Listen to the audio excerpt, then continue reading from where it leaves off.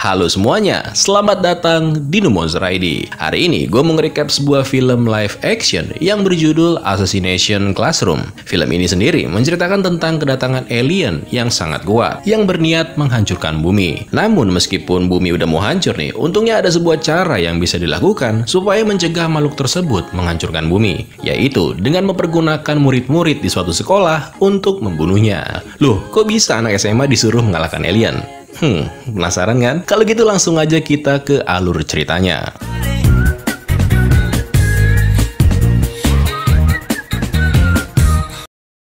Pada suatu hari, bumi dikejutkan dengan kedatangan seekor makhluk yang dikabarkan mendarat di sebuah lokasi.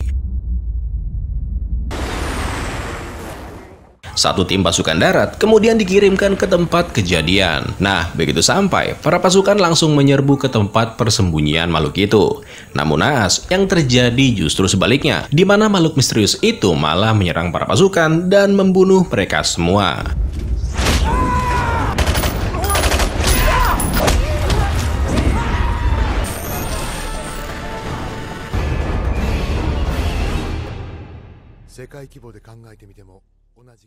Satu minggu setelah kejadian itu, makhluk yang sebelumnya menyerang para tentara sekarang muncul sebagai guru di salah satu sekolah. Uniknya, semua murid yang ada di kelas menyambut kedatangan guru mereka ini dengan cara menembakkan senjata mainan berpeluru karet dengan maksud untuk menghancurkan si alien sekaligus guru mereka itu. Nah, pertanyaannya, bagaimana seekor alien bisa menjadi pengajar? Jadi, semuanya itu terjadi beberapa hari sebelumnya ketika semua murid-murid memasuki tahun ajaran terakhir di sekolah. Dari sekian banyak kelas, ada salah satu kelas yaitu kelas 3E, yang mana kelas tersebut adalah yang paling disorot karena berisikan murid-murid yang bisa dibilang paling blow on di antara yang lainnya.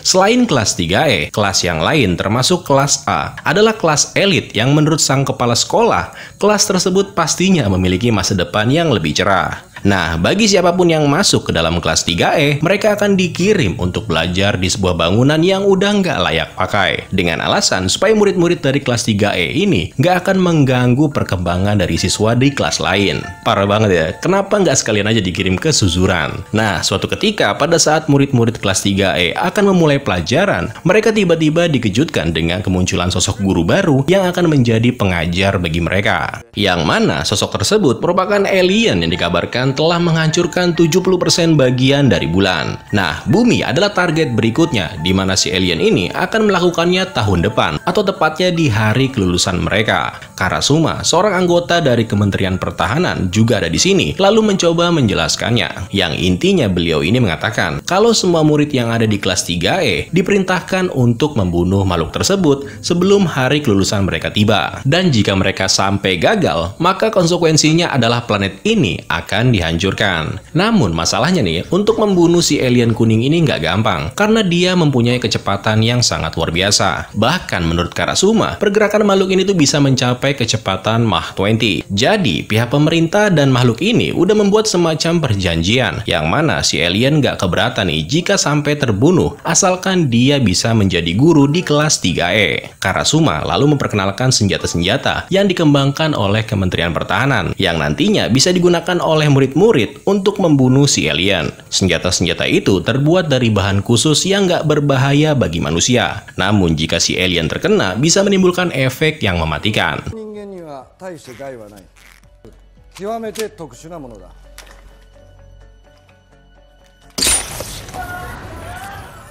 Tapi rupanya nggak semudah itu, karena si alien ini bisa meregenerasi tubuhnya kembali dengan sangat cepat. Nah, sebelum pergi, Karasuma mengatakan kalau si alien juga membuat kesepakatan kalau dia nggak akan menyakiti murid-murid selama proses ini berlangsung. Nggak ada yang tahu alasan kenapa makhluk ini membuat kesepakatan seperti itu dengan pihak pemerintah. Namun yang pasti hal tersebut tentunya akan membuat para murid semakin leluasa melancarkan aksinya tanpa mendapatkan serangan balik. Bagi siapapun yang berhasil, pemerintah akan memberikan hadiah uang sebesar 10 miliar yen atau sekitar 1 triliun rupiah kali ya. Nah, sejak saat itu Karasuma akan berperan sebagai asisten guru sekaligus melatih keterampilan murid-murid. Selain Karasuma, ada juga guru lain yang juga disewa sebagai guru bahasa Inggris yang bernama Irina. Kabarnya, Irina ini dulunya merupakan seorang assassin. Awalnya, Irina sempat dikirim secara khusus hanya untuk membunuh si alien. Namun, meskipun dia memiliki skill yang mumpuni, tapi tetap aja nggak bisa mengalahkan alien tersebut. Next, selama berhari-hari, Karasuma selalu melatih anak muridnya sedikit demi sedikit, sehingga nantinya diharapkan keterampilan tempur mereka bakal meningkat.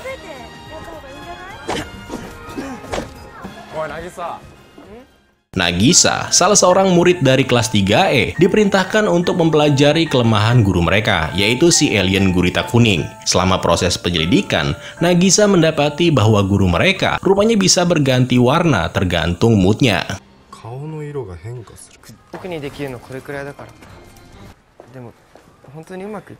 Nah, dalam memuluskan pekerjaannya, Nagisa sempat berusaha mengajak 3 orang temannya untuk membantunya. Namun, ketiga temannya itu nggak mempedulikan apa yang dimau oleh Nagisa, di mana mereka rupanya malah mempunyai rencana yang lain. Next, kemudian, pada saat pelajaran dimulai, Nagisa berniat memberikan tugas yang udah dia selesaikan. Ternyata, ini adalah bagian dari rencana Nagisa dan juga ketiga temannya untuk menyerang guru mereka menggunakan sebilah pisau. Tapi, apa yang dilakukan Nagisa ini tampaknya percuma, karena si alien lebih cepat dalam mengantisipasi pergerakan dari Nagisa.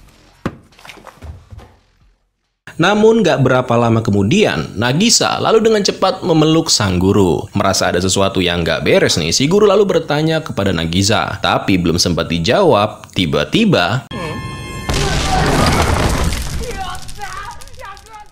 ternyata itu adalah bagian dari rencana ketiga temannya Nagisa untuk meledakkan menggunakan granat yang udah didesain secara khusus dengan tambahan beberapa peluru karet di dalamnya. Untungnya Nagisa nggak kenapa-napa, karena sekali lagi semua senjata yang dipakai itu nggak berbahaya bagi manusia. Tapi meskipun begitu, efek ledakannya tadi bisa aja membuat Nagisa terbunuh. Nah, pertanyaannya, apakah si alien terbunuh?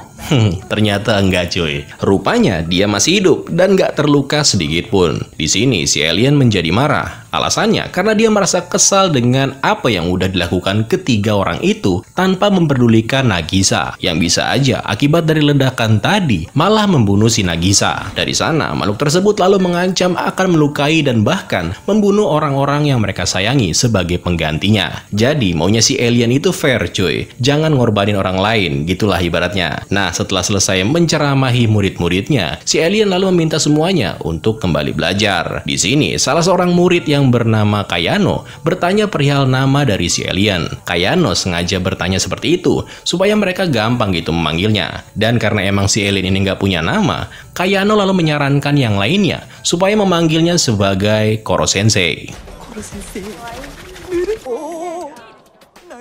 Next, di hari yang sama, Karasuma dan Irina tiba di sekolah. Di sana, dia menemukan murid-murid yang lagi berada di lapangan basket bersama dengan Koro Sensei, yang entah gimana caranya, dia terperangkap di jaringnya. Nah, ketika ditanya, para murid lalu menceritakan bahwa mereka telah menaruh sebuah jebakan dan berhasil menangkap Koro Sensei. Namun, pada saat semua murid berniat membunuhnya, Koro Sensei dengan sekejap berhasil melepaskan diri. Nggak lama setelahnya, ada seorang siswa yang merupakan anggota baru tiba di lokasi. Dia bernama Karma. Nah, Karma ini adalah siswa dari kelas lain yang dihukum akibat perilakunya, di mana sekarang dia harus pindah ke kelas 3E. Si Karma ini memiliki sifat yang bisa dibilang ngeselin. Pasalnya, baru aja pindah, dia udah berani-beraninya ngatain Koro Sensei dengan kata lambat. Keesokan harinya, ada sebuah kejadian di mana Koro Sensei menemukan seekor gurita mati dengan cara ditusuk. Ternyata, itu adalah ulah si Karma yang mengaku kalau dia udah salah mengira kalau yang dia bunuh itu merupakan Koro Sensei. Asli nggak ada takut-takutnya ya. Dengan cepat, Koro Sensei lalu mendekati Karma dan menunjukkan seberapa kuat sosok yang ada di hadapannya sekarang. Koro Sensei memasak gurita yang mati tadi sebagai bahan untuk membuat takoyaki yang dipanaskan menggunakan roket yang dia ambil dari pesawat tempur. Dari sana, takoyaki itu lalu dimasukkan ke dalam mulut si Karma sehingga membuat dia nggak bisa berbuat apa-apa. Dan bukan cuma itu, Koro Sensei juga nggak lupa memasangkan kuku palsu sebagai hukuman buat Karma. Kena karma dia. Next, ketika pulang sekolah, Nagisa bertemu dengan Karma yang lagi merenungkan momen perkelahiannya yang kemudian membuatnya bermasalah dengan pihak sekolah. Nah, mengetahui kalau ada Nagisa di dekatnya, Karma lalu mencoba bertanya perihal seperti apa sih sifat dari Koro Sensei. Di sini Nagisa lalu mengatakan bahwa meskipun makhluk itu emang aneh dan berniat menghancurkan dunia, tapi nyatanya Koro Sensei memiliki sifat yang baik, yang kadang membuat Nagisa menjadi bingung. Nah, di tengah-tengah obrolan, tiba-tiba Koro Sensei muncul sambil mengingatkan untuk tetap meningkatkan kemampuan tempur mereka berdua. Karma lalu mengambil kesempatan untuk bertanya apakah Koro Sensei akan mempertaruhkan nyawanya demi melindungi salah satu muridnya. Ternyata Karma ingin membuat Koro Sensei menjadi bingung. Dia kemudian menodongkan senjata tepat ke arah Koro Sensei, sekaligus menjatuhkan diri dari atas tebing. Rencananya Karma akan menembak Koro Sensei pada saat sang guru menyelamatkannya. Nah, di momen ini Karma sempat teringat bagaimana dia menghajar 3 orang siswa yang kedapatan lagi ngebully seorang pelajar dari kelas 3E, yang akibatnya setelah itu dia pun dikirim ke kelas 3E sebagai hukuman oleh kepala sekolah. Balik lagi ke Karma yang sedikit lagi akan terjatuh. Tapi apa yang dilakukan Koro Sensei membuat Karma nggak bisa berkata-kata ketika Koro Sensei membuat semacam jaring yang kemudian menyelamatkan Karma dari bahaya sekaligus mencegahnya melukai Koro Sensei. Hal itu dikarenakan jaring tersebut menahan semua tubuhnya termasuk tangan yang memegang pistol. Sementara itu, Kementerian Pertahanan sedang mendiskusikan perihal Koro Sensei yang sejak kedatangannya ke bumi, negara Jepang rupanya telah mengalami berbagai serangan rudal balistik dari beberapa negara demi untuk membunuh Koro Sensei. Namun ironisnya, Koro Sensei jugalah yang menyelamatkan Jepang dari serangan-serangan itu. Di sini, pihak pemerintah rupanya juga berencana untuk menggantikan Karasuma yang dianggap udah nggak becus menjalankan misinya. Mereka sekarang berniat mengirimkan murid baru dalam upaya untuk menghabisi Koro Sensei. Keesokan harinya, terungkap bahwa murid baru yang dimaksud adalah robot yang dilengkapi dengan kemampuan AI yang luar biasa. Di hari pertamanya, robot tersebut langsung melancarkan serangan menggunakan machine gun. Seperti biasa, pelurunya nggak akan berpengaruh terhadap manusia. Tapi kalau sampai kena Koro Sensei, dia bakalan modar.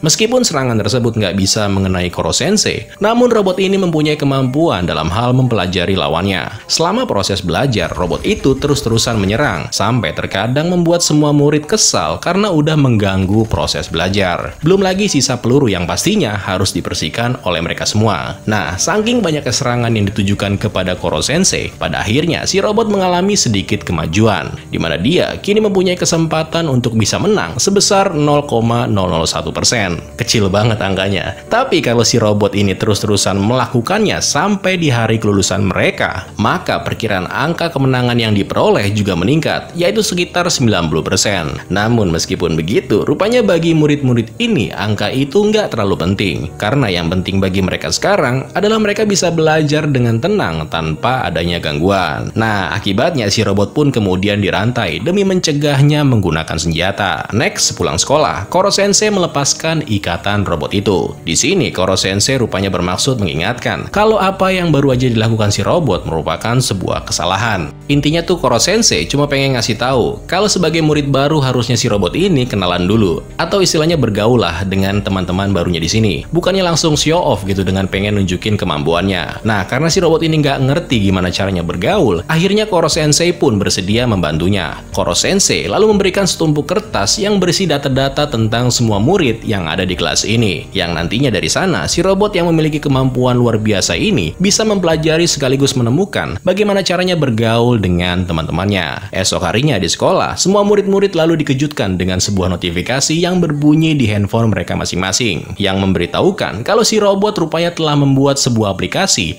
yang bisa digunakan seluruh murid untuk memfasilitasi kebutuhan mereka semua. Mulai saat ini si robot juga berjanji nggak akan mencoba mengalahkan Koro Sensei sendirian, di mana dia akan mulai mengandalkan yang namanya kerjasama tim. Nah, di momen ini lagi-lagi Kayano mengusulkan sebuah nama untuk si robot, yang mana mulai saat ini si robot akan dipanggil dengan nama Ritsu.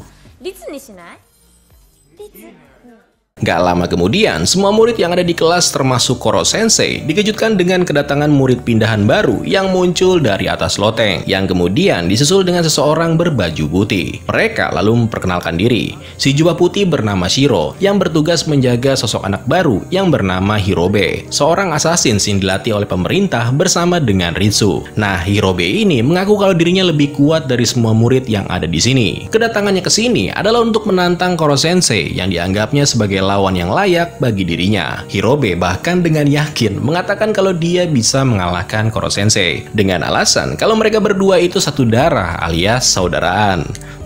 Bingung dong semua murid yang mendengarnya ya. Nah, untuk membuktikannya, Koro Sensei dan Hirobe akan bertarung di dalam kelas. Peraturannya, bagi siapapun di antara mereka berdua yang pertama kali keluar dari arena, maka dia akan dianggap kalah. Dan segera setelah itu, pertarungan pun dimulai.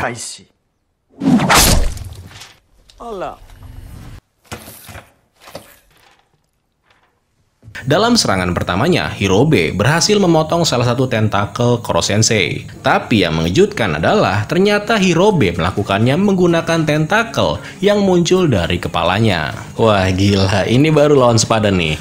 Tapi biar seru kita lanjut part yang kedua cuy.